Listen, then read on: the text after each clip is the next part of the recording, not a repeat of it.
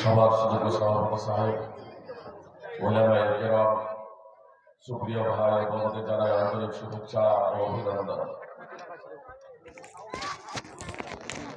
সুপ্রিয় ভাই বোন, আপনাদের সম্মুখে পবিত্র কোরআন থেকে একটি ছোট্ট সূরা পরিবেশন করেছি খুতবায়ে মাসনুনার পরে। ইনশাআল্লাহ তার সম্মুখে রেখে কিছু কথা পরিবেশন করবো। ওয়া তৌফিক ইল্লা বিল্লাহ।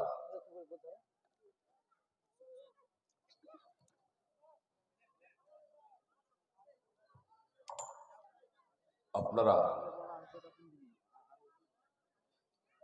যারা এখনো বিক্ষিপ্তভাবে দাঁড়িয়ে আছেন তাদের কাছে বিনীত অনুরোধ, আপনারা বসে পড়ুন। আমি ধারাবাহিকভাবে আপনাদের এখানে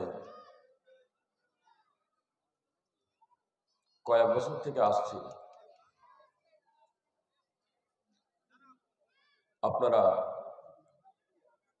শুনছেন। আমি হেদায়েতুল ইসলামকে জিজ্ঞেস করছিলাম গত বছর এখানে কি বক্তব্য রেখেছিলাম, তো বললেন শিরক ও বিদআত। আসলে কখন কোন জায়গাতে কি বক্তব্য রাখি নিজের মনে থাকে না। আসলে মুখস্থ করে বক্তব্য রাখা আমার অভ্যাস নেই, ফলে কোন জায়গায় কখন কি বক্তব্য রাখি সেটা আমি স্মরণে রাখি না। তো আমি আপনাদের সম্মুখে সূরা আসর তেলাওয়াত করলাম।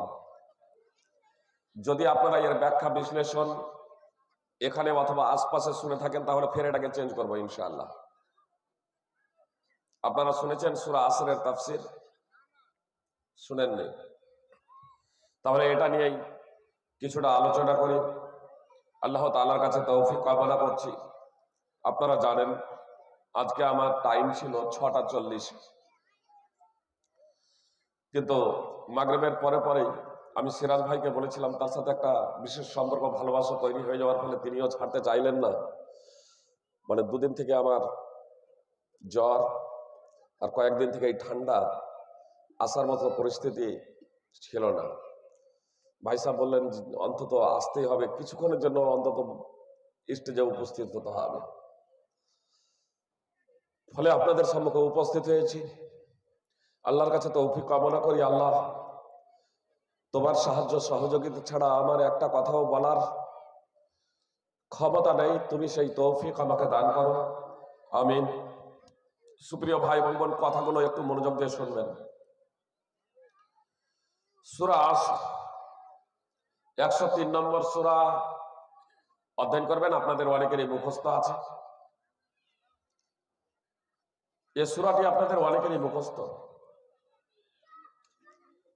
আমি অবশ্যই একটু নতুন আঙ্গিকে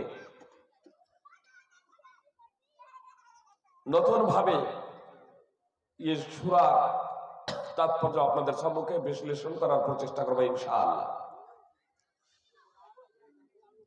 আপনারা কোরআনের অনুবাদ পড়বেন, তাফসীর অধ্যয়ন করবেন। বিশেষ করে সংক্ষিপ্তভাবে তাফসীর আহসানুল বায়ান খুব ভালো, তাফসীর আবু বকর জাকারিয়া, তাফসীর ফাতহুল কাদির,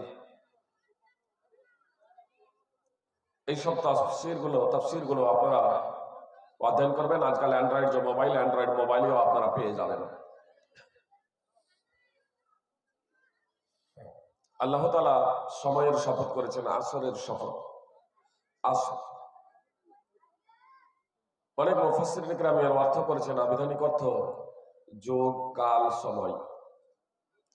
তবে গবেষক মুফাসসিরিনগণ এর তাৎপর্য করেছেন আসরের সময় থেকে নিয়ে সূর্য অস্তমিত যাওয়ার আগে পর্যন্ত, আসরের ওয়াক্ত হওয়া থেকে, আসরের নামাজের ওয়াক্ত হওয়া থেকে নিয়ে সূর্য অস্তমিত যাওয়ার আগে পর্যন্ত, অর্থাৎ আসরের সময়।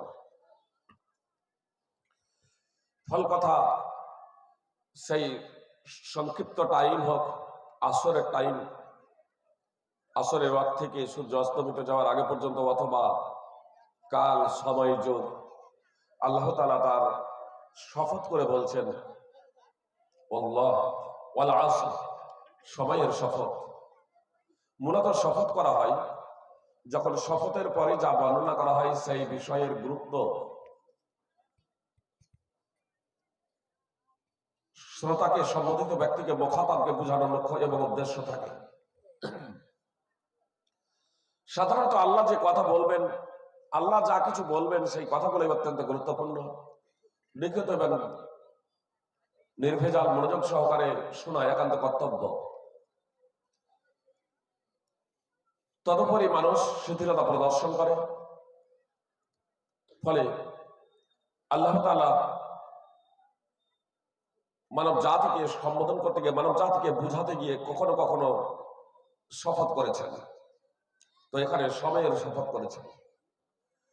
মূলত এখানে সময়ের শপথ করে সময়ের গুরুত্ব, কালের গুরুত্ব, আসরের গুরুত্বের মাহাত্ম্য ও ফজিলত বর্ণিত হয়েছে। স্মরণে রাখা একান্ত দরকার যে আল্লাহ ইচ্ছা করলে যার ইচ্ছা তিনি শপথ করতে পারেন, কসম খেতে পারেন, কিন্তু আমি আপনি আল্লাহ ছাড়া অন্য কারো নামে শপথ করতে পারি না। বরং আল্লাহ ছাড়া অন্য কারো নামে শপথ করা আমাদের জন্য হবে শিরক। সুতরাং ইবনে উমর রাদিয়াল্লাহু তাআলা আনহু এক ব্যক্তিকে দেখলেন কাবার শপথ করছে, তখন তিনি বললেন, আমি নবী সাল্লাল্লাহু আলাইহি সাল্লামকে বলতে শুনেছি, মান হালাফা বিগাইরিল্লাহি ফাকাদ আশরাক। যে ব্যক্তি আল্লাহ ছাড়া অন্য কোনো কিছুর শিরক করলো সে শপথ, যে ব্যক্তি আল্লাহ ছাড়া অন্য কোনো কিছুর নামে শপথ করলো সে শিরক করলো। সুনানে আবি দাউদ হাদিস নম্বর 3251। আমরা একমাত্র আল্লাহর নামেই শপথ করবো একান্ত প্রয়োজনে। মিথ্যা কাউকে ধোঁকা দেওয়ার জন্য এই লক্ষ্য এবং উদ্দেশ্যে শপথ করাটা চরমতম অপরাধ। সাধারণভাবে মিথ্যা কথা বলা অপরাধ, আর জালিয়াতি করা, ধোঁকা দেওয়া, মিথ্যা বলা শপথের নাম দিয়ে, এটা আরো চরমতম অপরাধ। এজন্য আমাদের সতর্ক থাকতে হবে। শপথ একান্ত প্রয়োজন হলে, সত্য বাস্তব জিনিসের ক্ষেত্রে আমরা শপথ করবো, কোনো বিষয়ে বিশেষ তাগিদ প্রয়োজন হলে, আর আল্লাহর নাম দিয়ে কোনো অন্য কোনো কিছু না। আমাদের সমাজে প্রচলিত আছে অনেকেই মায়ের শপথ, মায়ের কিরা বলে থাকে মায়ের শপথ। তো এই মায়ের শপথ এটা হলো শিরক, এটা বলা যাবে না। মায়ের শপথ, বাপের শপথ, এগুলো বলা যাবে না। আল্লাহ তাআলা এই শপথের পরে বলছেন, ইন্নাল ইনসানা লাফি খুসর। কথাটা বোঝার প্রচেষ্টা করবেন। আল্লাহ তাআলা বলছেন সকল মানুষই ক্ষতি, নিশ্চয়ই সকল মানুষই ক্ষতির মধ্যে। আল্লাহ তাআলা শপথ করে বললেন নিশ্চয়ই সকল মানুষই ক্ষতির মধ্যে। সুপ্রিয় ভাই এবং বোন, আল্লাহ তাআলার সাথে সৃষ্টির কোনো কিছুরই তুলনা হয় না। লাইসা কামিসলিহি শাই। আল্লাহ তাআলার সাথে তুলনা দেবার মতো কোনো বস্তুই নাই। সূরা সূরা 42 নম্বর সূরার 11 নম্বর আয়াত। মহান আল্লাহ তাআলা যখন শপথ করে কোনো কথা বলছেন, তারপরেও আমাদের হৃদয় কিন্তু প্রকম্পিত হয় নাই। আল্লাহ যে শপথ করে বললেন ইন্নাল ইনসানা লাফি খুসর, নিশ্চয় সকল মানুষ ক্ষতির মধ্যে রয়েছে। সমস্ত মানুষই ক্ষতিগ্রস্ততায় নিমজ্জিত। সুপ্রিয় ভাই এবং বোন, বলুন তো আল্লাহ তাআলার এই কথা শোনার পরে আমাদের হৃদয় কি প্রকম্পিত হয়েছে? কি বলছেন? আমাদের ভয় লেগেছে? আল্লাহ বললেন সকল মানুষ ক্ষতির মধ্যে রয়েছে, আমাদের ভয় লেগেছে? যে ভয় যদি না লেগে থাকে, একটা উদাহরণ দিই, তাহলে বুঝতে সুবিধা হবে। সুপ্রিয় ভাই এবং বোন, 2024 চলছে। 10ই জানুয়ারি 2024, আজ 2024। সামনে নির্বাচন আছে। সামনে নির্বাচনকে কেন্দ্র করে এখনই কেউ কেউ বলতে শুরু করেছেন, যদি বিজেপি ক্ষমতায় আসে তাহলে সিএ এটা লাগু করা হবে। আসামে যখন এনআরসি হয়, এনআরসি হয়ে যাওয়ার পরে পরেই এনআরসি যখন আসামে হয়, সেই সময় কেন্দ্রের বিজেপি নেতা, বিশেষ করে আমাদের স্বরাষ্ট্রমন্ত্রী অমিত শাহ, তিনি বলেছিলেন এই পশ্চিম বাংলার মাটিতে এনআরসি লাগু করব। তো আমাদের যখন স্বরাষ্ট্রমন্ত্রী বলেছিলেন পশ্চিম বাংলায় এনআরসি লাগু করব, তখন বলেন তো আমরা প্রকম্পিত হয়েছিলাম না হইনি? হয়েছিলাম। তাহলে একটা মানুষ, আমাদের মতোই একটা মানুষ যখন বলছেন যে এনআরসি করব, শুধু এনআরসি করব, বাস একে কেন্দ্র করে আমরা আধার কার্ড, ভোটার কার্ড সংস্কার সংশোধন করতে শুরু করে দিয়েছিলাম। একার আকারে ভুল আছে, এর মধ্যে গন্ডগোল আছে, জমির দলিল এবং রেকর্ড সংস্কার সংশোধনের জন্য আমরা তৎপর হয়েছিলাম। যুবক যুবতী থেকে নিয়ে বৃদ্ধ বৃদ্ধা থেকে নিয়ে বাড়ির প্রতিটি গার্জেন আমরা সকলেই ভীত সন্ত্রস্ত, কি মুসলমান আর কি অমুসলমান, সকলে আমরা ভীত সন্ত্রস্ত ছিলাম। কি হয় প্রত্যেকেই নিজেদের আধার কার্ড এবং ভোটার কার্ড সংস্কার সংশোধনের জন্য তৎপর হয়ে গিয়েছিলাম। শুধু আমাদের স্বরাষ্ট্রমন্ত্রীর একটা কথাকে কেন্দ্র করে যে পশ্চিম বাংলার মাটিতে ওই এনআরসি হবে, কিন্তু স্বরাষ্ট্রমন্ত্রীর সেই কথাতেও যাদের হৃদয়ে কোনো প্রকারের প্রতিক্রিয়া সৃষ্টি হয় নাই, তারা ছিল দুই শ্রেণীর মানুষ। এক শ্রেণীর মানুষ অবোধ শিশু ছেলে মেয়ে। কি বলছেন? যারা অবোধ ছেলে মেয়ে আমাদের ছিল, তাদের কোনো হেলদল ছিল না, তার কারণ ওরা এনআরসি কি এসব বুঝে না। আর এক শ্রেণীর মানুষ সাবালক সাবালিকা ছিল, বৃদ্ধ বৃদ্ধা ছিল, কিন্তু যাদের মস্তিষ্ক সঠিক ছিল না, যারা পাগল, যাদের বিবেক বুদ্ধি ছিল না, যাদের ভালো মন্দ জ্ঞান ছিল না। তো এই পাগল ও অবোধ শিশু ছাড়া যত মানুষ ছিল সকলেই ভীত সন্ত্রস্ত, শুধু অমিত শাহর একটা কথাকে কেন্দ্র করে যে পশ্চিম বাংলাতে এনআরসি করব। সুপ্রিয় ভাই এবং বোন, তাহলে আমাদের মতো একটা মানুষের কথা শুনে আমরা যদি ভীত সন্ত্রস্ত হয়ে যাই, মহান আল্লাহ তাআলা যিনি আকাশমণ্ডল সৃষ্টি করেছেন, যিনি ভূমণ্ডল সৃষ্টি করেছেন, যিনি নক্ষত্র সূর্য গ্রহ সবকিছুকে সৃষ্টি করেছেন, যিনি জান্নাত জাহান্নাম সৃষ্টি করেছেন, সুপ্রিয় ভাই এবং বোন, জাহান্নাম কি জানেন? জাহান্নামকে কিয়ামত দিবসে নিয়ে আসা হবে, যার 70টা লাগাম থাকবে। জাহান্নাম কত ভয়ঙ্কর জিনিস, যার 70টা লাগাম থাকবে, আর প্রত্যেকটা লাগামকে ধরে থাকবে 70,000 ফেরেশতা। সহিহ মুসলিম এবং সুনানে তিরমিজির বর্ণনা।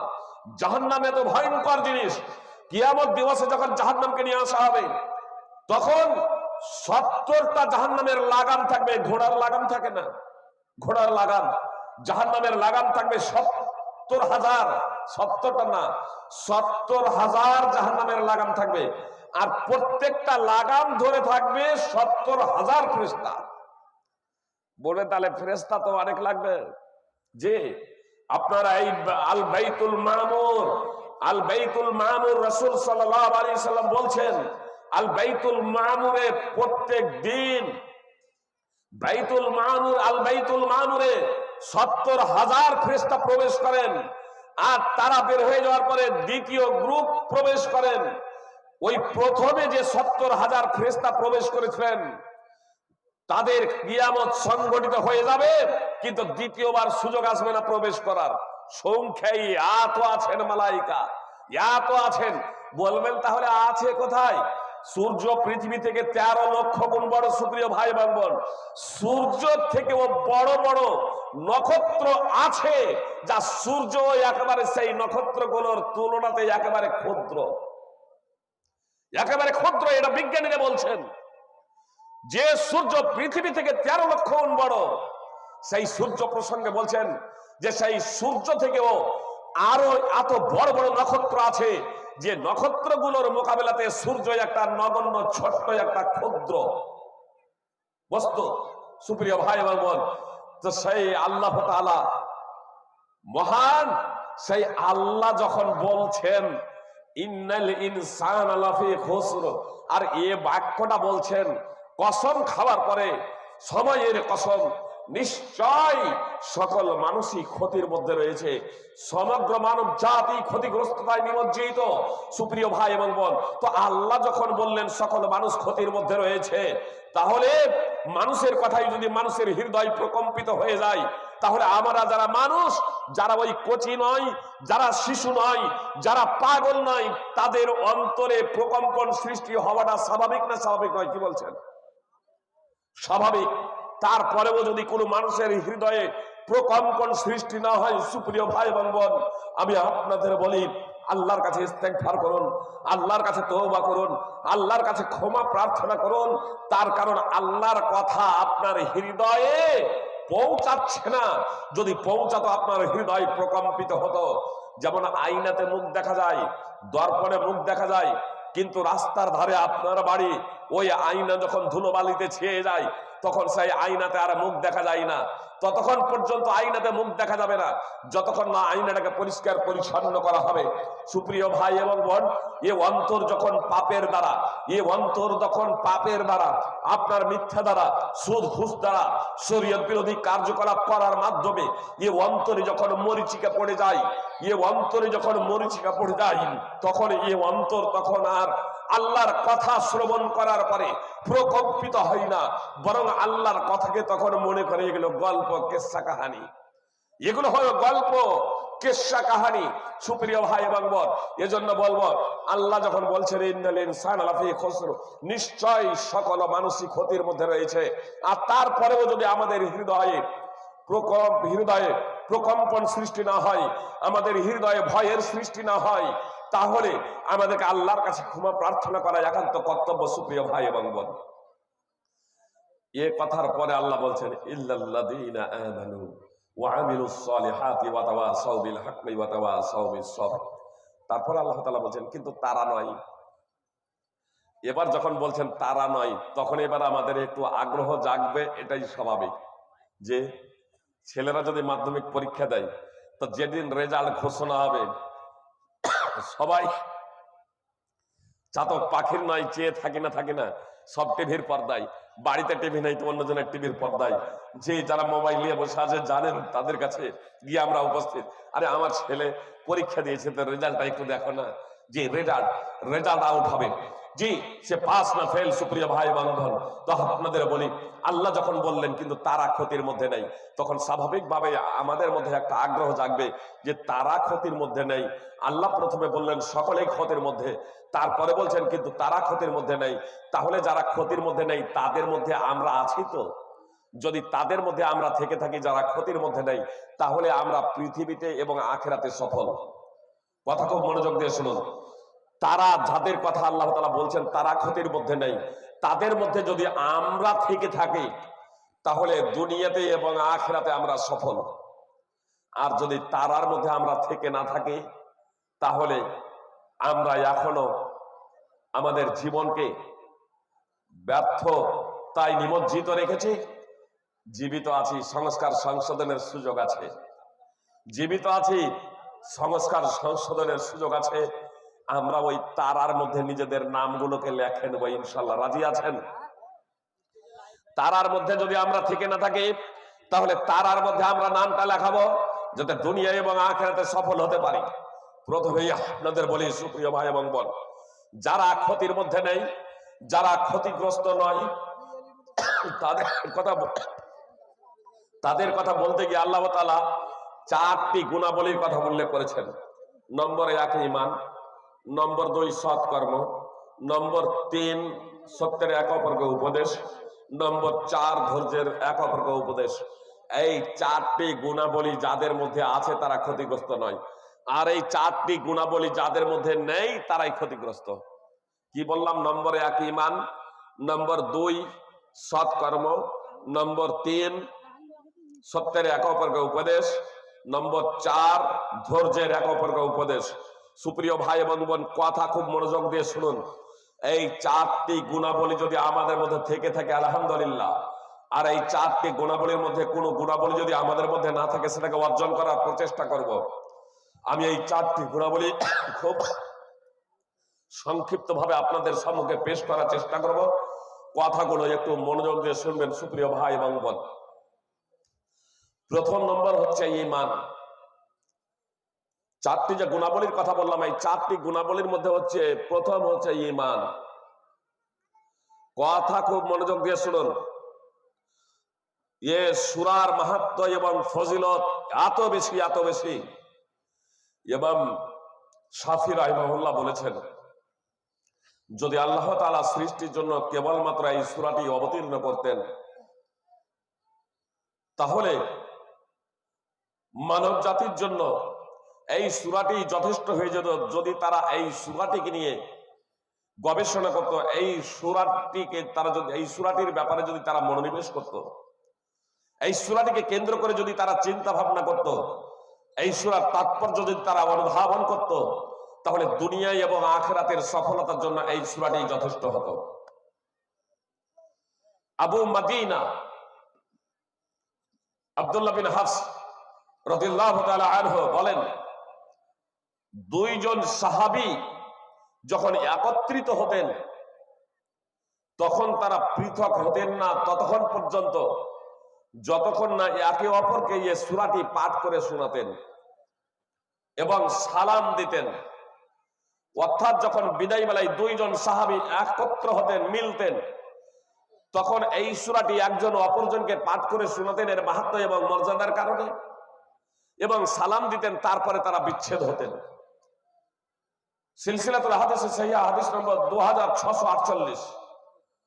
আল্লামা নাসিরউদ্দিন আলবানী রাহিমাহুল্লাহ এই হাদিসটি উল্লেখ করার পরে বলছেন, এই হাদিস সহিহ, হাদিসটি উল্লেখ করার পরে বলছেন যে সাহাবীরা একে অপরকে যে এই সূরাটি পাঠ করে শোনাতেন, তো এটা রাসূল সাল্লাল্লাহু আলাইহি সাল্লাম থেকে শুনেই তারা করতেন। তার কারণ এটা হচ্ছে একটি ইবাদত, আর তারা এমন কোন ইবাদত করেন নাই যেটা রাসূল সাল্লাল্লাহু আলাইহি সাল্লাম থেকে প্রমাণিত নয়। এই সূরার মাহাত্ম্য এবং ফজিলত এটা নাই যে একজন অপরজনকে শুনিয়ে দিতেন, একজন অপরজনকে শুনিয়ে দিতেন। আমরা যখন মুসাফা করি তখন কি বলি? সুপ্রিয় ভাই এবং বোন, আসসালামু আলাইকুম ওয়া রাহমাতুল্লাহি ওয়া বারাকাতুহু। মুসাফা করি, মুসাফা করি, সালাম এটাই দোয়া। যতক্ষণ না একজন অপরের কাছ থেকে হাতকে সরানো হয় ততক্ষণ পর্যন্ত গুনাহগুলো ঝরতে থাকে। যতক্ষণ পর্যন্ত মুসাফা অবস্থায় থাকে ততক্ষণ পর্যন্ত গুনাহ ঝরতে থাকে, এর মাঝে কিছু বলতে হয় না। আমাদের সমাজে আছে নাহমাদুল্লাহ ওয়া নাস্তাগফিরুহ, এটা জয়ীফ হাদিস, এটা সঠিক নয়। অবশ্য একজন অপরজনকে মুসাফার মুহূর্তে নয়, একজন অপরকে সূরা আসর তেলাওয়াত করে শোনাতেন, পাঠ করে শোনাতেন, অতঃপর সালাম দিয়ে তখন তারা বিচ্ছেদ হতেন, পৃথক হয়ে যেতেন। সুপ্রিয় ভাই এবং বোন, তো এই সূরার এত গুরুত্ব এবং ফজিলত মাহাত্ম্য রয়েছে। আল্লাহ তাআলা সর্বপ্রথম ওই চারটি গুণাবলীর মধ্যে ঈমানের কথা উল্লেখ করলেন। কথা একটু মনোযোগ দিয়ে শুনবেন। তার কারণ 80 বছর ধরে নামাজ পড়ার পরেও জাহান্নামে যেতে হতে পারে। 80 বছর ধরে নামাজ পড়ার পরেও মানুষ জাহান্নামে যেতে পারে। 70 বছর ধরে নামাজ পড়েও মানুষ জাহান্নামে যেতে হতে পারে। নামাজ, রোজা, হজ, যাকাত, যত কল্যাণজনক কাজ আছে, আপনার যদি আকীদা ও ঈমান সঠিক না হয় তাহলে কোনো আমল আল্লাহ তাআলার দরবারে গৃহীত হবে না, কোনো আমল আল্লাহ তাআলার দরবারে গৃহীত হবে না। সুপ্রিয় ভাই এবং বোন, একটা উদাহরণ দিয়ে আপনাদের বুঝতে সুবিধা হবে। ঈমানের মনোনিবেশ করবেন, কেন মনোনিবেশ করবেন সুপ্রিয় ভাই এবং বোন? কথাটা প্রথমে মনোযোগ দিন এই দিকে। সালাত অর্থাৎ নামাজের 14টা রুকুন আছে। রুকুন আপনাদের খুব সাধারণ ভাবে বুঝাই যে রুকুন কাকে বলে। রুকুন, এই যে এই স্টেজটা তৈরি করা হয়েছে, তো এই যে আপনার তক্তা আছে, এই পিলার গুলো আছে না নাই? পিলার গুলো যদি টেনে নেওয়া হয় তাহলে এটা থাকবে। মাথার উপরে যে ছাউনি আছে, এই খুঁটিগুলো যদি টেনে নেওয়া হয় তাহলে মাথার ছাউনিটা থাকবে? মাথার ছাউনিটা থাকবে না। তাহলে খুঁটি এটা হলো মেন, পিলার এগুলো হলো মেন রুকুন। আপনার রুকুন যদি হয় তাহলে আপনার রুকুনের পরে যে জিনিসগুলো আছে, রুকুন যদি বাদ চলে যায় তাহলে পুরো জিনিসটাই বাদ হয়ে যাবে। একটা উদাহরণ তাহলে বুঝতে সুবিধা হবে, যেটা সাধারণত অনেকেই ভুল করে থাকে। তাকবীরে তাহরিমা অর্থাৎ আল্লাহু আকবার বলা, এটা হলো একটা নামাজের রুকুন। এর স্থান হলো কিয়াম, দাঁড়ানো অবস্থায়। জি, তাহলে আল্লাহু আকবার বলে আপনি দাঁড়াবেন, এটা স্বাভাবিক। একটা পর্যায়ে মুসাল্লিরা, নামাজিরা ভুল করে বসেন। মনে করুন ইমাম সাহেব রুকুতে আছেন অথবা সাজদায় আছেন। তাহলে রুকু এবং সাজদায় যখন ইমাম সাহেব আছেন, অনেক নামাজি করেন কি, আল্লাহু আকবার বলে ডাইরেক্ট, আল্লাহু আকবার শেষও করেন না, আল্লাহু আকবার বলে ডাইরেক্ট রুকুতে আছেন তো রুকুতে, বা সাজদায় আছেন তো সাজদায় চলে যান। এমনকি অনেকেই তো ঝুঁকে আল্লাহু আকবার। তাকবীরে তাহরিমা এটা হলো না, রুকু বা সাজদার তাকবীর হলো। তাকবীরে তাহরিমার স্থান ছিল কিয়াম, দাঁড়ানো অবস্থা। আপনাকে দাঁড়িয়ে দাঁড়িয়ে তাকবীরে তাহরিমা আল্লাহু আকবার বলতে হতো, কিন্তু আপনি রুকুতে চলে গিয়েছেন তাকবীর বলতে বলতেই, বা তাকবীর বলতে বলতেই রুকুতে বা সাজদায় চলে গেছেন। তাকবীরে তাহরিমা ছুটে যাওয়ার কারণে আপনি যে নামাজটা আদায় করবেন এই নামাজটা বাতিল, নামাজই হবে না। দাঁড়িয়ে দাঁড়িয়ে আগে আপনাকে তাকবীর দিতে হবে, তারপরে এবার রুকুর তাকবীর দিয়ে রুকুতে যাবেন, সাজদা তাকবীর দিয়ে সাজদায় যাবেন, ইমাম যে অবস্থায় থাকবে সেই অবস্থায় যাবেন।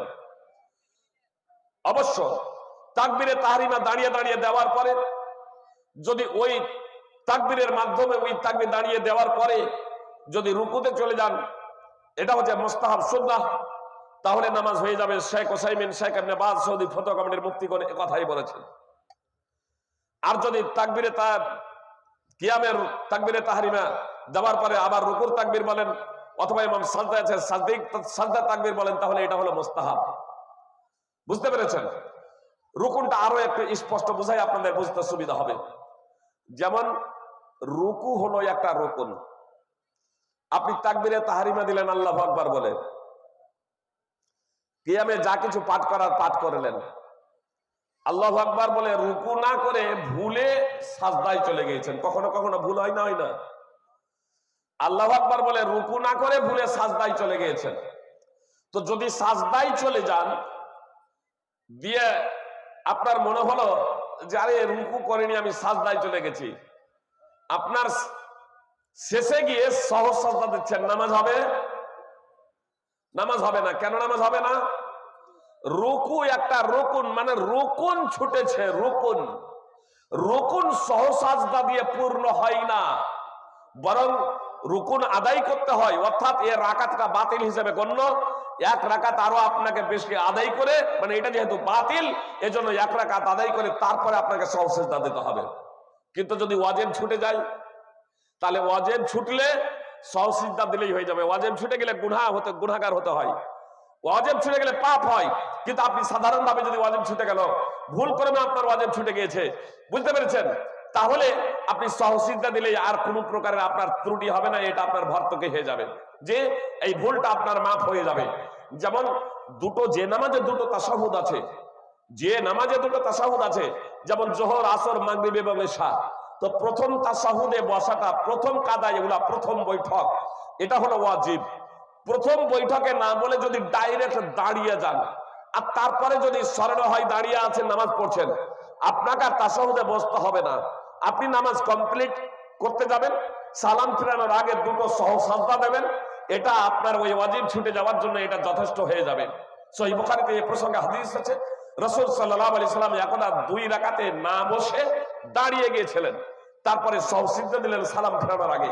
তো ওয়াজিব ছুটে গেলে সহজ সাজদাই সেটা পূরণ হয়, কিন্তু আপনার রুকুন ছুটে গেলে সহজ সাজদা দিয়েও সেটা পূরণ হয় না। আবার মুস্তাহাব ছুটে যদি যায়, তাহলে মুস্তাহাব ছুটে গেলে বা মুস্তাহাব যদি ছেড়েও যদি দেয় সাধারণভাবে, তাহলে তার জন্য পাপ হবে না। যেমন সূরা ফাতিহা পড়ার পরে অন্য কোন সূরা পাঠ করতে হবে।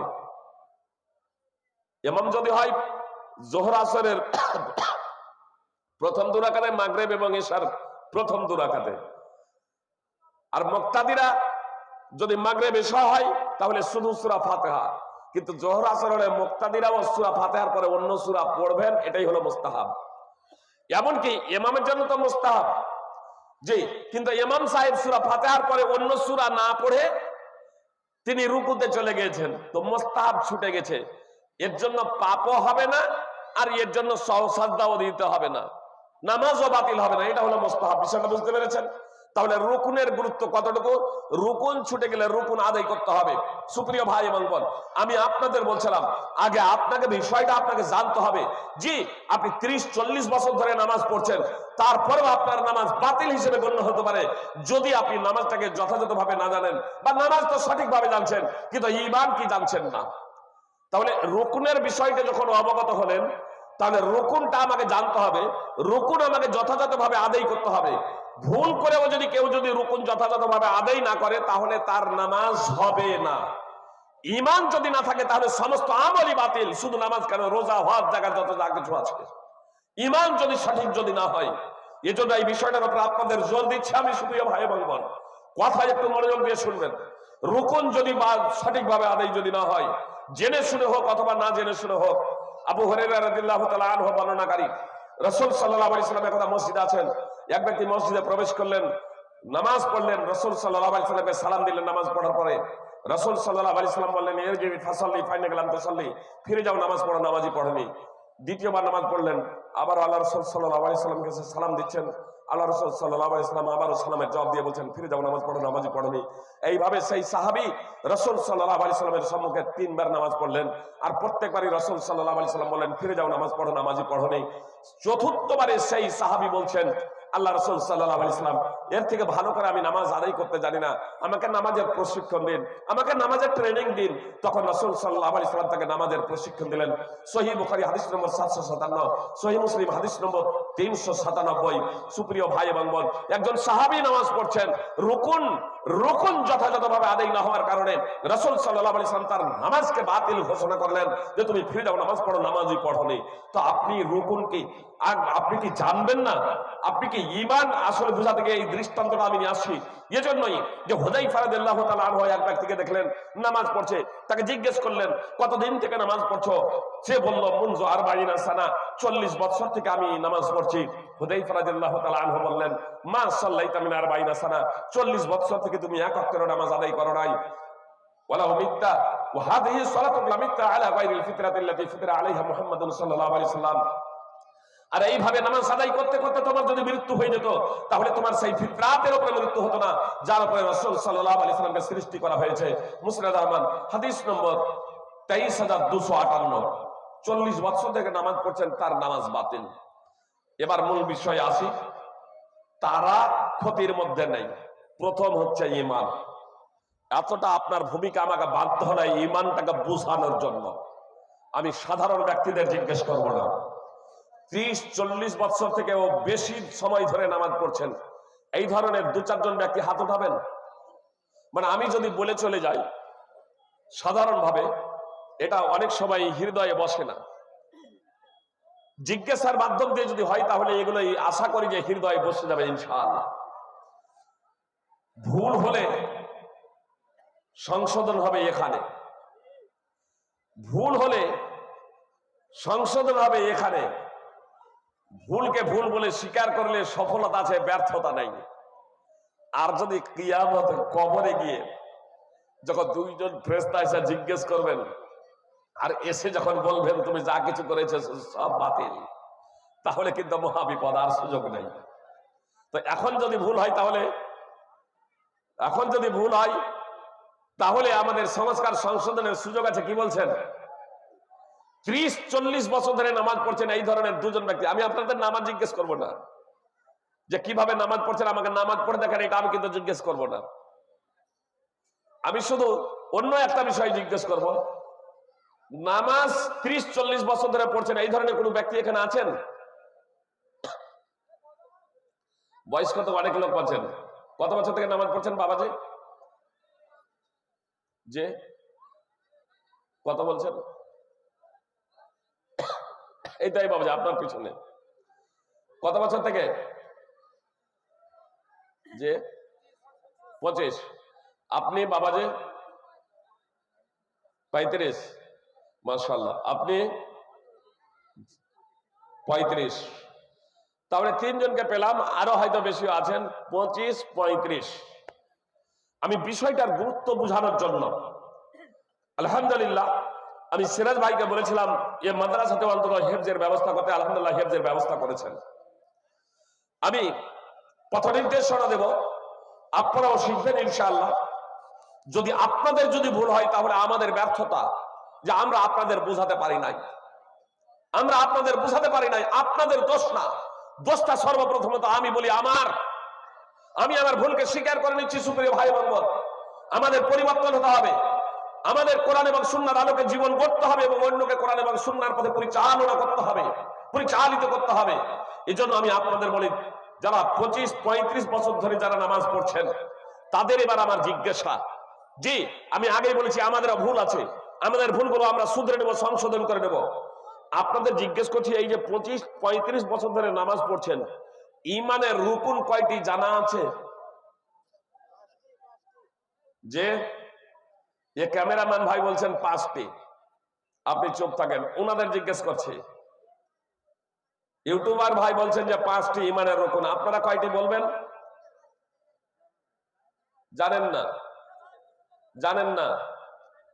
যে জানেন না? তো ইমানের যখন রুকনি জানেন না, তাহলে কি কি এটা বুঝবেন কেমনে? পৃথিবীর যে কোনো আলেম আছেন, আমি আপনাদের কাফের ফতোয়া দিচ্ছি না, আপনারা 30-35 বছর ধরে নামাজ পড়ছেন, এ দোষটা আমাদের। যারা ওলামায়ে কেরাম আছেন, যারা মসজিদের ইমাম আছেন, যারা মৌলভী মাওলানা আছেন, যারা বক্তা আছেন, কথা খুব মনোযোগ দিয়ে শুনুন এবং এই বিষয়গুলো আমাদের জনগণের সামনে তুলে ধরতে হবে, জনগণকে বোঝাতে হবে, জনগণকে বলতে হবে। সুপ্রিয় ভাই বোন, এই যে 30-35 বছর ধরে নামাজ পড়ার পরে ওই ইমানের রুকুন কি এটা জানেন না, কি কি এটা জানেন না, তাহলে মুসলমান কেমনে হবেন? মাদানীদের জিজ্ঞেস করবেন, এই আলেমের যারা পোশাক পরে আছে এদের না, নকল আলেমদের না, প্রকৃত যারা আলেম, হানাফি, শাফি, মালিকি, হাম্বলি, আহলে হাদিস, যারা প্রকৃত আলেম, কোরআন এবং সুন্নাহ সম্পর্কে যারা দক্ষ, তাদেরকে বলবেন যদি ঈমানের রুকুন কয়টি, কি কি, তার প্রতি যদি একজন ব্যক্তির যদি ঈমান যদি না থাকে, তাহলে সেই ব্যক্তি কি মুসলমান হতে পারবে? সেই ব্যক্তির নামাজ, রোজা, হজ, যাকাত ইত্যাদি কি কবুল হবে? বসরা থেকে দুজন ব্যক্তি এসে আব্দুল্লাহ ইবনে উমর রাদিয়াল্লাহু তাআলা আনহুকে বলল, আমাদের বসরাতে কিছু মানুষের আবির্ভাব হয়েছে, তারা কোরআন পাঠ করে, তারা জ্ঞান চর্চা করে, আর তারা বলে তাকদীর বলতে কিছু নেই, যা কিছু পৃথিবীতে হচ্ছে সব কিছুই পূর্ব পরিকল্পনা ছাড়াই অটোমেটিক্যালি আপনা আপনি সবকিছু সংগঠিত হয়ে যাচ্ছে। তখন আব্দুল্লাহ ইবনে উমর রাদিয়াল্লাহু তাআলা আনহু তাদেরকে বললেন, তোমরা তাদেরকে গিয়ে বলবে যে আব্দুল্লাহ ইবনে উমরের তাদের সাথে কোনো সম্পর্ক নেই, আর তাদেরও আব্দুল্লাহ ইবনে উমরের কোনো সম্পর্ক নেই। এ কথা কেন বললেন? যেখানে আল্লাহ বলছেন ইন্নামাল মুমিনুনা ইখওয়া, নিশ্চয়ই মুমিনরা আপোষে ভাই ভাই। পৃথিবীর যে কোনো প্রান্তেই কেউ থাকুক না কেন, তারা মুসলিমরা আপোষে ভাই ভাই। সূরা হুজুরাত 50 নম্বর সূরার 10 নম্বর আয়াত। এবং যে দুজন আপনার বলছে বসরাতে কিছু লোকের আবির্ভাব হয়েছে, তাদেরকে বলছেন না যে তাদের সাথে তোমাদের সাথে আমার কোনো সম্পর্ক নাই, বরং বলছেন তাদেরকে বলবে যারা বলবে তাকদীর বলতে কোনো কিছু নেই, যারা বলছে তাকদীর বলতে কোনো কিছু নেই, পৃথিবীতে যা কিছু ঘটছে সবকিছু অটোমেটিকলি পূর্ব পরিকল্পনা ছাড়াই আপনা আপনি সব সংগঠিত হয়ে যাচ্ছে, তাদেরকে বলবেন তাদের সাথে আব্দুল্লাহ ইবনে উমরের কোনো সম্পর্ক নেই, আর আব্দুল্লাহ ইবনে উমরের সাথেও তাদের কোনো সম্পর্ক নেই। তারপরে আব্দুল্লাহ ইবনে উমর রাদিয়াল্লাহু তাআলা আল্লাহর কসম খেয়ে বললেন, আল্লাহর কসম খেয়ে বললেন, ওই যারা তাকদীর সম্পর্কে ঈমান রাখে না, তারা যদি উহুদ পাহাড়ের সমপরিমাণ সোনা ও আল্লাহর পথে খরচ করে, তো আল্লাহ তাআলা তা কবুল করবেন না। শুধু এই সাহুপাড়া গ্রাম নয়, উহুদ পাহাড় কত বড়, যারা হজ এবং উমরায় গিয়েছে তাদেরকে জিজ্ঞেস করবেন, এই উহুদ পাহাড়ের সমপরিমাণ সোনা দিয়ে যদি এই সাহুপাড়া কেন গোটা মুর্শিদাবাদটাকে কিনবো মনে করে, তাহলে কিনা হয়ে যাবে।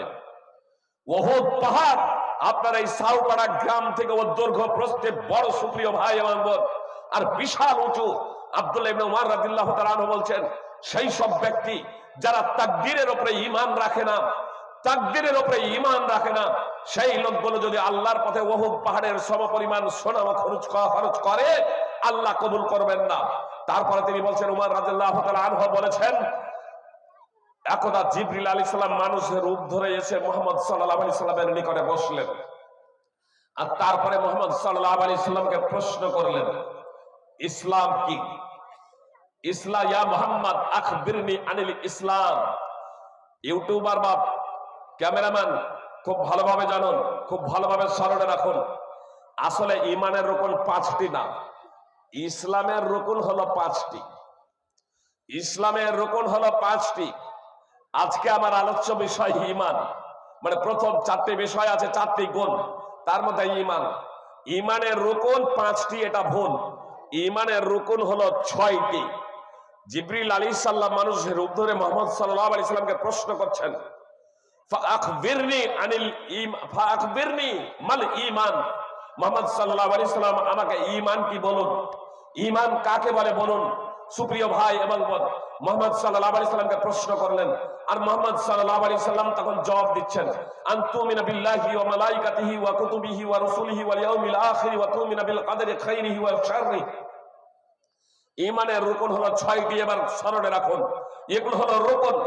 1 নম্বর হলো আল্লাহর প্রতি ঈমান, নম্বর 2 মালায়েকা তথা ফেরেশতার প্রতি ঈমান, নম্বর 3 আসমানি গ্রন্থের প্রতি ঈমান, যেমন পবিত্র কোরআন, তাওরাত, ইনজিল ইত্যাদি, নম্বর 4 নবী রাসূলদের প্রতি ঈমান, নম্বর 5 আখিরাতের প্রতি, পরকালের প্রতি ঈমান, নম্বর 6 তাকদীর অর্থাৎ ভাগ্যের ভালো মন্দের প্রতি ঈমান। এই 6টি হলো ঈমানের রুকন। আপনার ওই বসরার ব্যক্তিরা তারা কোরআন পড়ে, জ্ঞান চর্চা করে, 5টি ঈমানের রুকনের প্রতি ঈমান নিয়ে এসেছে।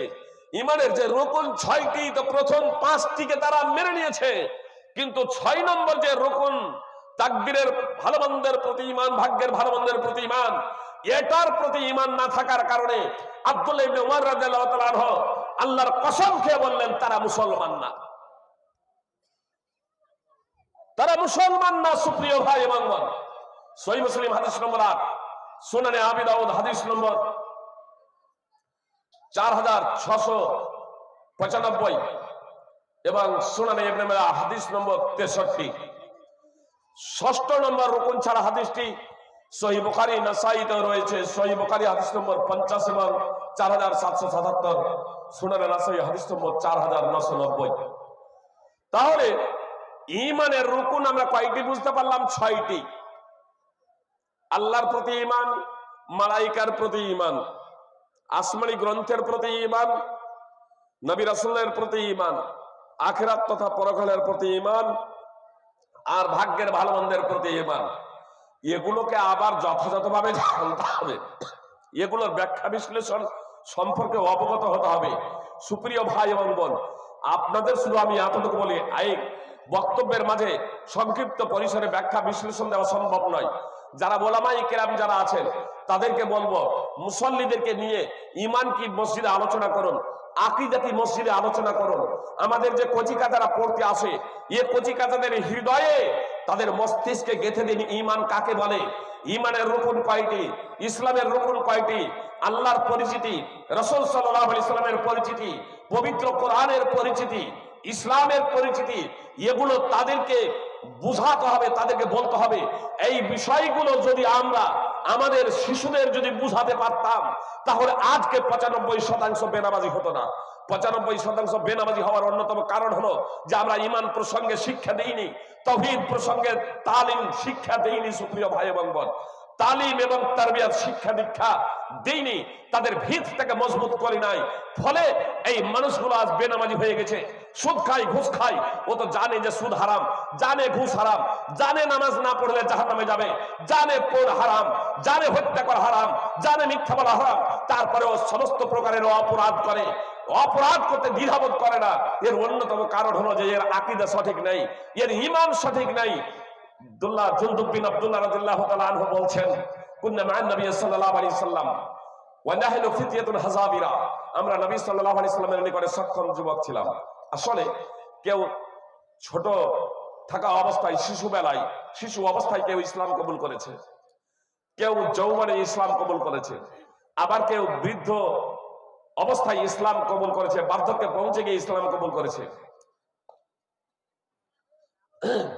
তো জুনদুব বিন আব্দুল্লাহ রাদিয়াল্লাহু তাআলা আনহু বলছেন যে আমরা সক্ষম ছিলাম, সক্ষম যুবক ছিলাম রাসূলুল্লাহ সাল্লাল্লাহু আলাইহি সাল্লামের নিকটে, মানে ওই যুবক অবস্থায় এরা ইসলাম কবুল করেছেন।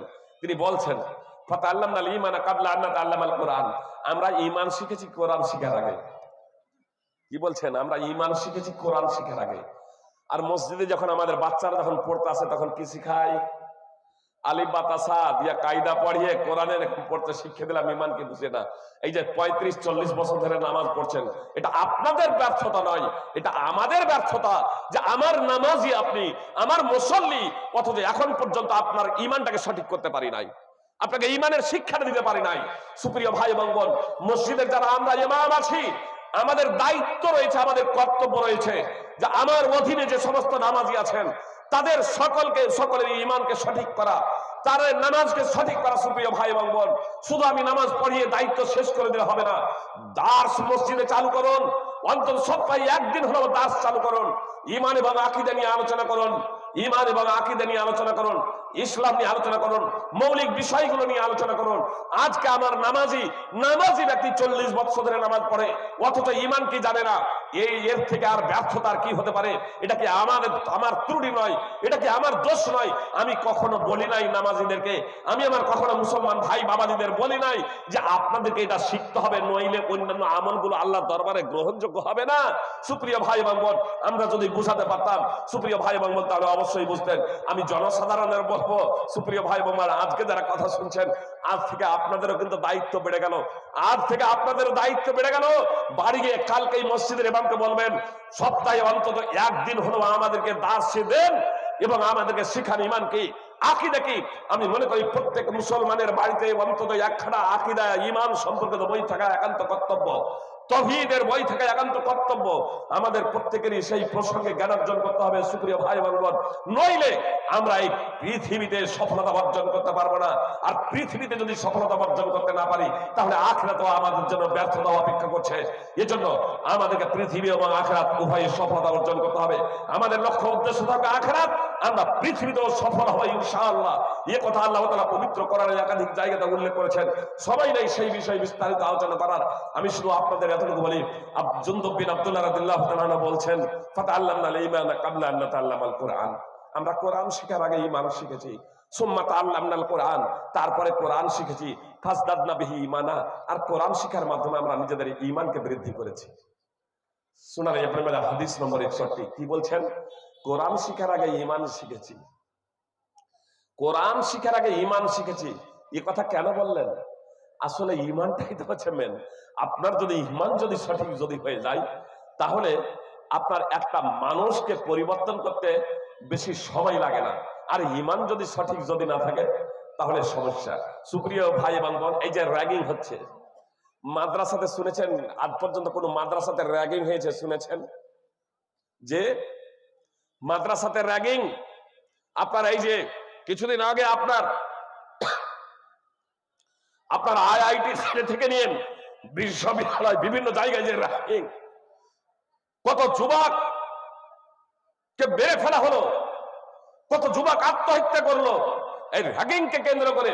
যেহেতু সেখানে ঈমানের ছিটে ফোটাও নেই, মাদ্রাসাতে অন্তত ঈমানটা আছে বলে মাদ্রাসাতে র্যাগিং বলে কোনো কিছু নেই, মাদ্রাসাতে র্যাগিং বলে কোনো কিছু নেই। সুপ্রিয় ভাই এবং বোন, এজন্য আপনার এই ঈমান, এটা আপনাকে অবশ্যই আপনাকে প্রথমত জানতে হবে ঈমানটাকে। আল্লাহ তাআলা বললেন সমস্ত মানুষ ক্ষতির মধ্যে রয়েছে, তবে তারা নয়। আর তারা নয় বলে যে 4টি গুণের কথা উল্লেখ করেছেন, প্রথমে আল্লাহ বলেছেন ঈমান, প্রথমে আল্লাহ বলেছেন ঈমান।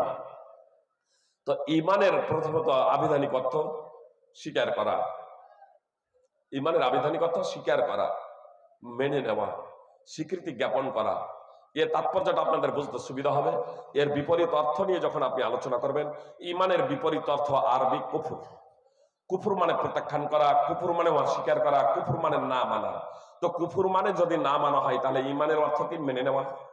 ঈমানের অর্থ স্বীকার করে নেওয়া, স্বীকৃতি জ্ঞাপন করা। সুপ্রিয় ভাই এবং বোন, এটা আবিধানিক অর্থে। পারিভাষিক অর্থে ঈমান হলো, পারিভাষিক অর্থে ঈমান হলো অন্তরের দ্বারা সত্যায়ন, আত-তাসদীক বিল কলব, বলে ইকরার বিল লিসান, মুখে স্বীকারোক্তি, বলে আমাল বিল আরকান, অঙ্গ প্রত্যঙ্গ দ্বারা বাস্তবায়ন। এই তিনের সমষ্টিকে ঈমান বলে। রাসূল সাল্লাল্লাহু আলাইহি সাল্লাম মদিনাতে থাকাকালীন 16-17 মাস মসজিদে আকসার দিকে মুখ করে নামাজ পড়ছিলেন। এমনকি ইবনে আব্বাস রাদিয়াল্লাহু তাআলা আনহু বলছেন, যখন মক্কায় ছিলেন তখনও মসজিদে আকসার দিকে মুখ করে নামাজ পড়ছিলেন, এইভাবে যে মসজিদে হারাম ছিল রাসূল সাল্লাল্লাহু আলাইহি সাল্লামের সামনে, অর্থাৎ মসজিদে হারাম এবং মসজিদে আকসা দুটোই সামনে। এমন ভাবে দাঁড়াতেন যে মসজিদে হারাম রাসূল সাল্লাল্লাহু আলাইহি সাল্লামের সামনে, আর মসজিদে আকসা রাসূল সাল্লাল্লাহু আলাইহি সাল্লামের সামনে। মুসনাদ আহমদ হাদিস নম্বর 2991। বুখারী মুসলিম হাদিসে মদিনাতে যাওয়ার পরেও মসজিদে আকসা দিকে, মানে মদিনায় যাওয়ার পরে দুটোকে এবার এক সামনে করা যায় না। মদিনায় যাওয়ার পরে মসজিদে আকসার দিকে মুখ করে ১৬ মাস রাসূল সাল্লাল্লাহু আলাইহি ওয়াসাল্লাম নামাজ পড়লেন। অতঃপর মসজিদে হারামের দিকে মুখ করে নামাজ আদায় করার নির্দেশ প্রদান করা হলো। তখন সাহাবায়ে কেরাম রাসূল সাল্লাল্লাহু আলাইহি ওয়াসাল্লামকে জিজ্ঞেস করলেন যে আল্লাহর রাসূল, মসজিদে আকসার দিকে মুখ করে যে নামাজগুলো পড়া হয়েছে তার কি হবে, বা মসজিদে আকসার দিকে মুখ করে নামাজ পড়তে পড়তে যাদের ইন্তেকাল হয়ে গেছে তাদের পরিণতি কি হবে? তখন আল্লাহ তাআলা আয়াত অবতীর্ণ করলেন, ওয়া মা কানা আল্লাহু লিয়ুযিআ ঈমানাকুম, সূরা বাকারা 2 নম্বর সূরা 143 নম্বর আয়াত। আল্লাহ তাআলা তোমাদের ঈমানকে বিনষ্ট করবেন না। প্রশ্ন ছিল সালাত প্রসঙ্গে, প্রশ্ন ছিল নামাজ প্রসঙ্গে, যে ওই দিকে মুখ করে মসজিদ আকসার দিকে মুখ করে নামাজগুলো কি হবে। আর এখানে আল্লাহ বলছেন যে তোমাদের ঈমানকে বিনষ্ট করবেন না। আসলে সালাতকে আখ্যায়িত করেছেন আল্লাহ তাআলা ঈমান দিয়ে। কেন? ঈমান যেমন তিনের সমষ্টিতে গঠিত, ঈমান যেমন তিনের সমষ্টিতে গঠিত, অন্তর এবং জবান এবং অঙ্গ প্রত্যঙ্গ, অনুরূপ ভাবে নামাজও তিনের সমন্বয়ে গঠিত, অন্তরে এবং জবান এবং অঙ্গ প্রত্যঙ্গ। এই তিনের সমন্বয় থেকে যদি একটাকে যদি মাইনাস করে নেওয়া হয়, যেমন অন্তরের সত্যায়ন যদি না থাকে, নামাজ পড়ছে, মুখেও বলছে, কিয়ামে যা করতে হয়, রুকুতে যা করতে হয়, সাজদায় যা করতে হয় সব করছে, কিন্তু হৃদয়ে তার সত্যায়ন নাই, তাহলে তার নামাজ বাতিল। যেমন মুনাফিকদের নামাজ, মুনাফিকরা নামাজ পড়তো, সূরা নিসা 4 নম্বর সূরা 142 নম্বর 28 42 নম্বর 28 42 নম্বর আয়াত উঠান, সেখানে স্পষ্ট দেখতে পাবেন মুনাফিকরা নামাজ পড়তো। তো হৃদয়ের সত্যায়ন না থাকার কারণে তাদের নামাজ বাতিল, তাদের নামাজ বাতিল। তিনের সমন্বয়। আবার অধিকাংশ মুসলমানকে নিলেন, বর্তমানের মুসলমানরা, আমার অন্তরটা খুব পরিষ্কার, আমার অন্তরটা খুব পরিষ্কার, অন্তরটা পরিষ্কার। আরে শুধু নামাজটা পড়ি না তাই না, কিন্তু অন্তরে দৃঢ় বিশ্বাস, বলে না বলে না, যে আপনার অন্তরে যতই বিশ্বাস থাক না কেন, জবান এবং অঙ্গ প্রত্যঙ্গ এই দুটোকে যতক্ষণ না আপনার কাজে লাগাচ্ছেন ততক্ষণ পর্যন্ত আপনি মহাপাপী, ততক্ষণ পর্যন্ত আপনি মহাপাপী। কত বড় পাপী? শুধু একটা দৃষ্টান্ত এখানে দিয়ে দিই সুপ্রিয় ভাই এবং বোন। আমরা আত্মহত্যা করলে প্রশ্ন করি, কোন ব্যক্তি যদি আত্মহত্যা করে আর মসজিদের ইমাম যদি তার জানাজার নামাজ পড়িয়ে দেন, তাহলে অনেক মুসল্লি নামাজিরাও প্রশ্ন করেন, মুলবি সাহেব ওই লোকটা আত্মহত্যা করেছে আর আপনি তার জানাজা পড়লেন, করেন না? করেন না? অনেকেই প্রশ্ন করেন, আমাদেরকে প্রশ্ন করেন, ফাইজি সাহেব অমুক আত্মহত্যা করেছে, তার জানাজার নামাজ পড়বো? তা আমি একদম সোজা সাপটা জবাব দিই, যদি বেনামাজির জানাজা পড়েন তাহলে আত্মহত্যাকারী ব্যক্তির জানাজা পড়েন, বেনামাজির যদি জানাজা পড়েন তাহলে আত্মহত্যাকারী ব্যক্তির জানাজা পড়েন। আর যদি বেনামাজির যদি জানাজা না পড়ে থাকেন তাহলে আত্মহত্যাকারী ব্যক্তির জানাজা পড়াটা কারো নিকটেই না জায়েজ নয়। অবশ্য জায়েজ, অবশ্য বিশিষ্ট ব্যক্তিদের বিরত থাকা ভালো। কেন? আত্মহত্যা করা নিঃসন্দেহ পাপ। আত্মহত্যাকারী যদি নামাজি হয়, বুঝতে পেরেছেন? মানে নামাজ ছেড়ে দেওয়া আত্মহত্যা করার থেকে বড় পাপ। আত্মহত্যা করা যত বড় পাপ, তার থেকেও বড় পাপ হলো নামাজ না পড়া। সুপ্রিয় ভাই এবং বোন, নামাজ না পড়া, নামাজ শুধু ছেড়ে দেওয়া, এটা হলো আত্মহত্যা করার চেয়েও বড় পাপ। তুফাইল বিন আমর রাদিয়াল্লাহু তাআলা আনহু সূত্রে বর্ণিত, তিনি এবং এক ব্যক্তি রাসূল সাল্লাল্লাহু আলাইহি সাল্লামের দিকে হিজরত করতে শুরু করলেন। মদিনার আবহাওয়া অনুকূলে এলো না। তুফাইল বিন আমরের সাথে যে ব্যক্তি ছিল, সেই ব্যক্তি পথের মাঝেই নিজের আঙুলগুলোকে, রোগে আক্রান্ত হলে নিজের হাতের আঙুলগুলোকে কাঁচি দিয়ে কেটে ফেলে দিলেন। 2 হাত দিয়ে রক্তক্ষরণ হলো, ফলে তার মৃত্যু হলো। তুফাইল বিন আমর স্বপ্নে দেখলেন, তার সঙ্গীকে জিজ্ঞেস করছেন, আপনার প্রভু আপনার সাথে কি আচরণ করেছেন? বলছেন, আমার প্রভু আমাকে ক্ষমা করে দিয়েছেন। মুহাম্মদ সাল্লাল্লাহু আলাইহি সাল্লামের দিকে হিজরত করার কারণে আমার প্রভু আমাকে ক্ষমা করে দিয়েছেন। তারপরে বলছেন যে আপনার ওই হাত দুটা ঢাকা কেন? আপনার হাত দুটা দেখা যাচ্ছে না কেন? তখন তিনি বলছেন, আল্লাহ বলেছেন যে যে জিনিসকে তুমি নিজে নষ্ট করে দিয়েছো সেই জিনিসকে আমি কখনো পূর্ণ করব না। আমি কখনো সঠিক করবো না, তুমি নিজে যেহেতু ওটাকে ধ্বংস করেছো এই জন্য আমি তোমার ওই হাত দুটাকে সঠিক করবো না। তোফেল বিন আমর রাসূল সাল্লাল্লাহু আলাইহি সাল্লামের নিকটে এ ঘটনা বললেন, স্বপ্নের কথাটা বললেন। তখন রাসূল সাল্লাল্লাহু আলাইহি সাল্লাম আল্লাহর কাছে প্রার্থনা করলেন, আল্লাহুম্মা ওয়ালিয়াদাইহি ফাগফির, হে আল্লাহ তুমি তার হাত দুটাকে ক্ষমা করে দাও। সহিহ মুসলিম হাদিস নম্বর 116। উলামায়ে কেরাম আছেন, তারা জানছেনই, শরণার্থে শুধু বলছি। ইমাম বুখারী, ইমাম তিরমিজি, আবু দাউদ, নাসাঈ প্রমুখগণ হাদিস বর্ণনা করতে গিয়ে অনুচ্ছেদ রচনা করেছেন, অধ্যায় রচনা করেছেন, কিন্তু ইমাম মুসলিম হাদিস বর্ণনা করে চলে গেছেন, কোনো অনুচ্ছেদ রচনা করেন নাই। পরবর্তীতে ইমাম নাওয়াবী রাহিমাহুল্লাহ অনুচ্ছেদ রচনা করেছেন। এই হাদিসকে কেন্দ্র করে ইমাম নাওয়াবী রাহিমাহুল্লাহ অনুচ্ছেদ রচনা করেছেন। আত্মহত্যা করা ঈমান বিনষ্টের কারণ নয়। আত্মহত্যাকারী কাফের হয়ে যায় না, আত্মহত্যাকারী কাফের হয়ে যায় না। সুপ্রিয় ভাই এবং বোন, একজন নামাজি ব্যক্তি যদি অবসাদে ভুগতে ভুগতে আত্মহত্যা করে নাই, তাহলে তার জানাজা পড়া যাবে। বলবেন রাসূল সাল্লাল্লাহু আলাইহি সাল্লাম জানাজা পড়েছেন? যে রাসূল সাল্লাল্লাহু আলাইহি সাল্লাম জানাজা পড়েন নাই। আত্মহত্যাকারী ব্যক্তির জানাজার নামাজে রাসূল সাল্লাল্লাহু আলাইহি সাল্লাম পড়েন নাই। যেমন কেউ ঋণগ্রস্ত হয়ে মারা গেলে রাসূল সাল্লাল্লাহু আলাইহি সাল্লাম তার জানাজার নামাজ পড়তেন না। আসলে কেউ অপরাধ করে মারা গেলে রাসূল সাল্লাল্লাহু আলাইহি সাল্লাম তার জানাজার নামাজ পড়তেন না। সাহাবাদের বলতেন যে তোমরা তার জানাজার নামাজ আদায় করে নাও। অবশ্য কেউ যদি এ দায়িত্ব নিত যে আমি ঋণ পরিশোধ করে দেবো, তখন তার জানাজার নামাজ আদায় করতেন। অবশ্য রাসূল সাল্লাল্লাহু আলাইহি সাল্লাম সচ্ছল হলে তিনি নিজেই সেই ঋণ পরিশোধের দায়িত্ব গ্রহণ করেছিলেন। সুপ্রিয় ভাই এবং বোন, ফল কথা, রাসূল সাল্লাল্লাহু আলাইহি সাল্লাম জানাজা, আত্মহত্যাকারী ব্যক্তির জানাজার নামাজ আদায় করেন নাই, কিন্তু তার জন্য ক্ষমা প্রার্থনা করেছেন। এই হাদিস তার প্রমাণ।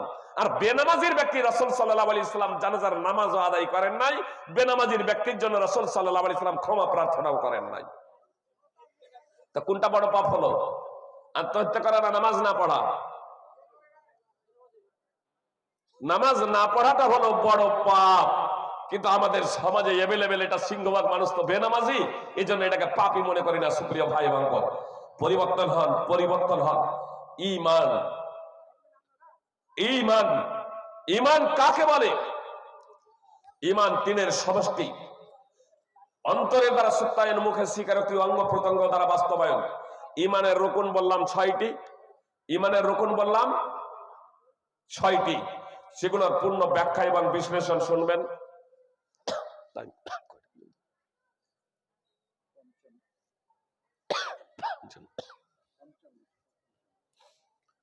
সুপ্রিয় ভাই এবং বোন, ওলামায়ে কেরাম যারা আছেন, আবারও স্মরণ করিয়ে দিই, এই ঈমান প্রসঙ্গে প্রত্যেকেই দাস শুরু করেন মসজিদে।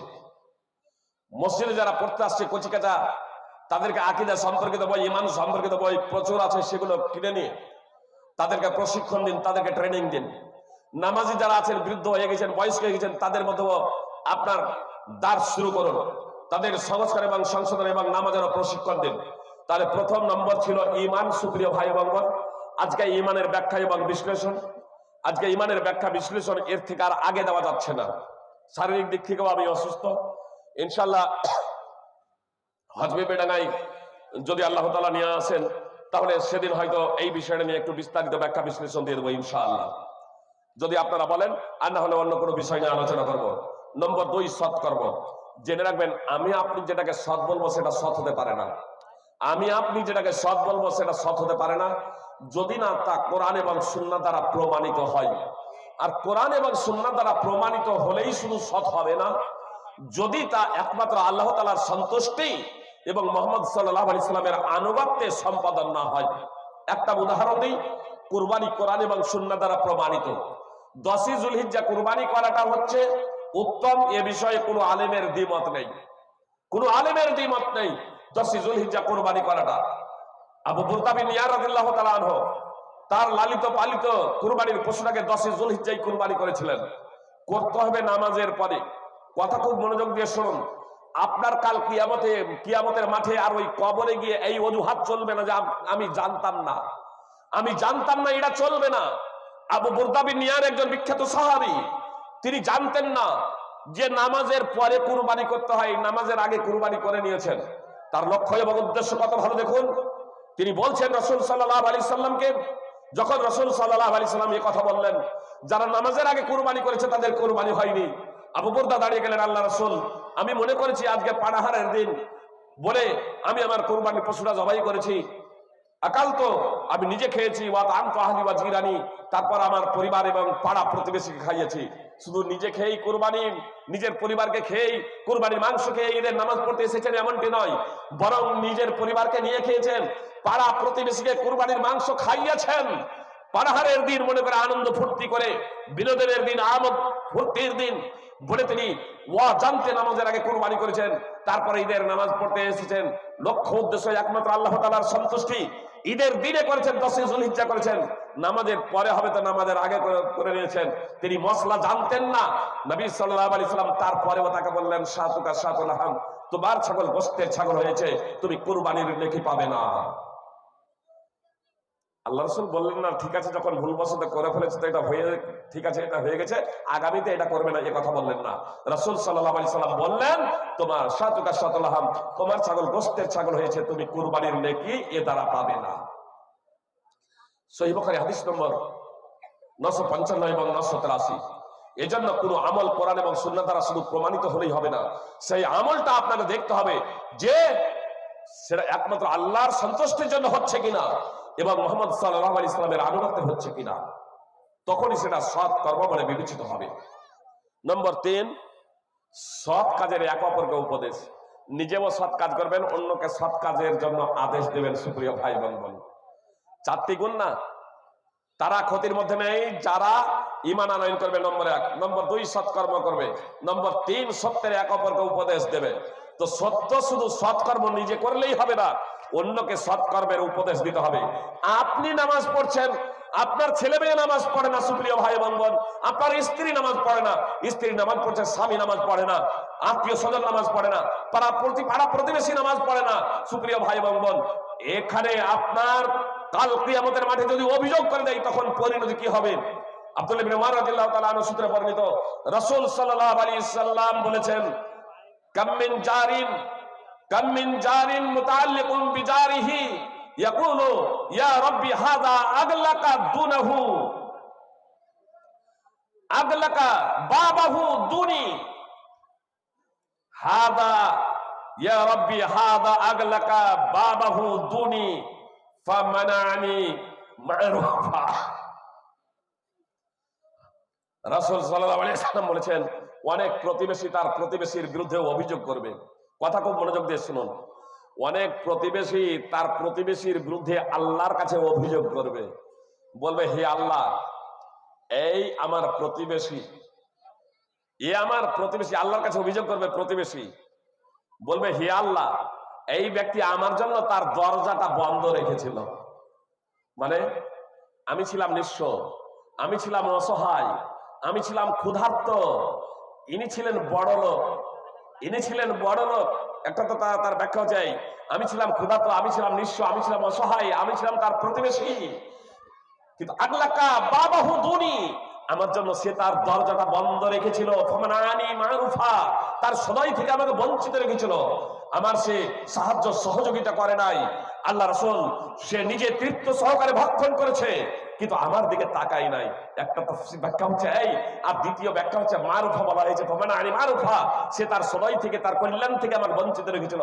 সুপ্রিয় ভাই বোন, আল্লাহর দিকে দাওয়াত দেওয়া এর থেকে ভালো কাজ আর কি হতে পারে?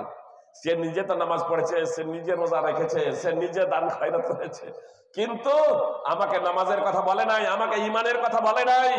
আমি পাপ কাজে নিমজ্জিত ছিলাম, কখনো বলে নাই পাপ কাজ করো না, কখনো সৎ কাজের দিকে আহ্বান করে নাই, কখনো অসৎ কাজে বাধা প্রদান করে নাই। সুপ্রিয় ভাই বোন, আজ যদি আমরা সৎ কাজের আদেশ এবং অসৎ কাজে বাধা প্রদান না করি, আর আমার প্রতিবেশী যদি আমার বিরুদ্ধে কাল কিয়ামতের মাঠে আল্লাহর কাছে অভিযোগ করে দেয়, তাহলে আমরা কি জবাব দেব? ইমাম বুখারীর আদাবুল মুফরাদ হাদিস নম্বর 111। সুপ্রিয় ভাই এবং বোন, এজন্য সৎ কাজের আদেশ, অসৎ কাজে বাধা, এই কাজ আমাদের সামর্থ্য অনুযায়ী প্রত্যেকেরই কর্তব্য। এটা শুধু আলেম ওলামার কাজ নয়, আলেম ওলামারা অবশ্যই করবেন, তবে জনসাধারণ নিজেদের সামর্থ্য অনুযায়ী আপনাদের করতে হবে যা জানেন। তবে একটা জিনিস জেনে রাখুন, যে আপনি না জেনে শুনে দাওয়াত তাবলীগ করতে শুরু করে দেবেন না। এমন কিছু জানেন না আর তা বলতে শুরু করে দেবেন, এমনটি করবেন না। কিসের দাওয়াত এবং তাবলীগ হবে? আল্লাহ তাআলা নিজেই বলছেন, ইয়া রাসূল বাল্লিগ মা উনজিলা ইলাইকা মির রাব্বিক, হে রাসূল তোমার প্রতি যা কিছু অবতীর্ণ হয়েছে তার তুমি তাবলীগ করো, তার প্রচার করো। সূরা মাইদা 5 নম্বর সূরা 67 নম্বর আয়াত। এজন্য তাবলীগ করতে হবে আমাদের কোরআন এবং সুন্নাহর। আপনি যেটুকু বলবেন ততটুকু আগে নিজে ভালোভাবে অবগত হয়ে যাবেন। ফল কথা আমাদের সত্যের আদেশ দিতে হবে, সৎ কাজের আদেশ করতে হবে, অসৎ কাজে বাধা প্রদান করতে হবে। আর এই ইসলামকে বাস্তবায়ন করতে গিয়ে কখনো আমরা বিপদ আপদের সম্মুখীন হতে পারি, হওয়াটাই স্বাভাবিক। রাসূল সাল্লাল্লাহু আলাইহি সাল্লাম বলেছেন, মাইয়ুরিদুল্লাহু বিহি খায়রান ইউসিব মিন। সহিহ বুখারী হাদিস নম্বর 5645। রাসূল সাল্লাল্লাহু আলাইহি সাল্লাম বলেছেন, আল্লাহ যার কল্যাণ চান, আল্লাহ যার মঙ্গল চান, আল্লাহ যার ভালাই চান, আল্লাহ তাকে বিপদে নিমজ্জিত করেন, বিপদ দ্বারা পরীক্ষা করেন। এ বিপদের সম্মুখীন হওয়ার পরে সে যদি ধৈর্য ধারণ করে তার পাপ মোচন হবে, গুনাহ মিটে যাবে। যদি গুনাহ না থাকে মর্যাদা বৃদ্ধি হবে। সুপ্রিয় ভাই এবং বোন, তো নবী সাল্লাল্লাহু আলাইহি সাল্লাম বলেন, আল্লাহ যার কল্যাণ চান তাকে আল্লাহ বিপদে নিমজ্জিত করেন। সুপ্রিয় ভাই এবং বোন, এইজন্য বিপদ হলে ধৈর্য ধারণ করবেন। ওয়াতাওয়াসাউ বিস-সাবর। চতুর্থ নম্বর বিষয় হচ্ছে ধৈর্য ধারণ করা। নিজেও ধৈর্য ধারণ করবেন, অন্যকেও ধৈর্য ধারণের উপদেশ প্রদান করবেন। আল্লাহ বলছেন, ইদফা বিল্লাতি হিয়া আহসান ফাইদাল্লাযী বাইনাকা ওয়া বাইনাহু আদাওয়াতুন কান্নাহু ওয়ালিয়ুন হামীম। মন্দকে ভালো দ্বারা প্রতিহত করো, তাহলে দেখবে তোমার মাঝে আর যার মাঝে শত্রুতা আছে সে হয়ে যাবে অন্তরঙ্গ বন্ধুর মতো। বিল্লাতি হিয়া আহসান এর তাফসীর আব্দুল্লাহ ইবনে আব্বাস রাদিয়াল্লাহু তাআলা আনহু বলছেন যে আস-সাবরু ইনদাল গাদাব ওয়াল আফু ইনদাল ইসা। রাগের সময় ধৈর্য ধারণ, দুর্ব্যবহারের সময় ক্ষমা প্রদর্শন। মুসলমানরা যদি এই দুটি গুণ অবলম্বন করে, তাহলে আল্লাহ তাআলা তাদের হেফাজত করবেন, আল্লাহ তাদের হেফাজত করবেন। ওয়াকাদ আলাহুম আদুবহুম, এবং তাদের দুশমন তাদের অনুগত হয়ে যাবে। কান্নাহু ওয়ালিয়ুন হামীম, যেন সে অন্তরঙ্গ বন্ধু। মন্দের দ্বারা, সহিহ বুখারী হাদিস নম্বর 4815, মন্দকে ভালোর দ্বারা প্রতিহত করা যদিও এর রেজাল্ট খুবই ভালো, কিন্তু এই গুণটা কেবল তারাই অবলম্বন করতে পারে যারা ধৈর্যশীল। আল্লাহ বলছেন, ওয়া মা ইউলাক্কাহা ইল্লাল্লাযীনা সাবারু ওয়া মা ইউলাক্কাহা ইল্লা যু হাযযিন আযীম। সূরা ফুসসিলাত 41 নম্বর সূরার 35 নম্বর আয়াত। আল্লাহ বলছেন এই গুণটা তারাই অবলম্বন করতে পারে যারা ধৈর্যশীল, এই গুণটা তারাই অবলম্বন করতে পারে যারা মহা সৌভাগ্যবান, অর্থাৎ যাদের ভাগ্যে আল্লাহ তাআলা জান্নাত লিখে দিয়েছেন। এই জন্য আপনাদেরকে বলবো যে এই 4টি গুণাবলীর মধ্যে কোনো গুণাবলীতে যদি আমাদের ঘাটতি থেকে থাকে, ঈমান, সৎকর্ম, সত্যের এক অপরকে উপদেশ, ধৈর্যের এক অপরকে উপদেশ, কোন প্রকারের যদি ঘাটতি থেকে থাকে তাহলে আমরা সেগুলোকে পূরণ করার প্রচেষ্টা করব। সুপ্রিয় ভাই এবং বোন, আর এই ধৈর্য প্রথম ঝটকাতে এর বিশেষ ফজিলত এবং মাহাত্ম্য রয়েছে। সময়ের স্বল্পতার কারণে আর এখানে শেষ করছি না, এখানেই শেষ করে দিচ্ছি। ধৈর্য আপনার যখনই কোনো বিপদের সম্মুখীন হবেন, কোনো পরীক্ষার সম্মুখীন হবেন, সঙ্গে সঙ্গে আপনি ইন্না লিল্লাহি ওয়া ইন্না ইলাইহি রাজিউন, শুধু মানুষ মারা গেলে ইন্না লিল্লাহি ওয়া ইন্না ইলাইহি রাজিউন নয়, ইন্না লিল্লাহি ওয়া ইন্না ইলাইহি রাজিউন নয়, বরং যে কোনো বিপদ আপদের সম্মুখীন হলে আপনি ইন্না লিল্লাহি ওয়া ইন্না ইলাইহি রাজিউন পাঠ করুন, ধৈর্য ধারণ করুন। আর ধৈর্য এই প্রথম ঝটকাতেই, তাহলে এর বিনিময় এবং প্রতিদান রয়েছে। আর আপনি হাহুতাশ করে নেবেন, আর হাহুতাশ করে নেওয়ার পরে যখন আপনি নিরাশ হয়ে যাচ্ছেন, তারপরে বলছেন যে এবার আমি আল্লাহর কাছে ধৈর্য ধারণ করছি, এর কোনো মূল্য নেই, এর কোনো মূল্য নাই। এ প্রসঙ্গে সহিহ বুখারী হাদিস নম্বর 1283 দ্রষ্টব্য। আল্লাহ তাআলা আমাদের প্রত্যেককে পবিত্র কোরআন ও সুন্নাহ অনুযায়ী জীবনযাপন করার তৌফিক দান করেন। আমিন। আসসালামু আলাইকুম ওয়া রাহমাতুল্লাহি ওয়া বারাকাতুহু।